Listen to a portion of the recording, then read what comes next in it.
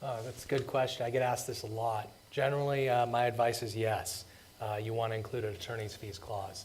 Having an attorney's fees clause in a contract ensures that weak or frivolous claims will not be brought against you without some consideration by the other side that at the end of the case, they will be liable for bringing a weak claim. The general, whoa, there's a little feedback there.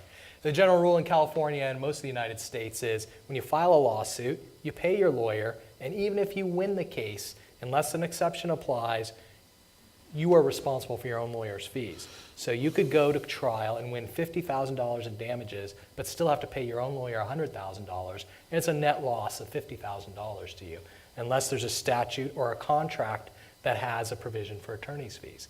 And so that's why most of the time I advise my clients to have an attorney's fees clause.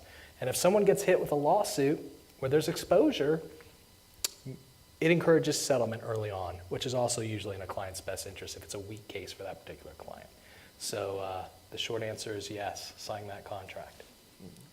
And it doesn't matter if it just says it's for, say, the landlord, it becomes mutual whether or not it says it. Absolutely. One way or the other. In California, frequently lenders and landlords will have forms that say if the landlord prevails in an eviction or if a lender prevails in a foreclosure proceeding, the lender will recover attorney's fees. California has a statute that makes it reciprocal so that both sides can take advantage of that attorney's fees clause.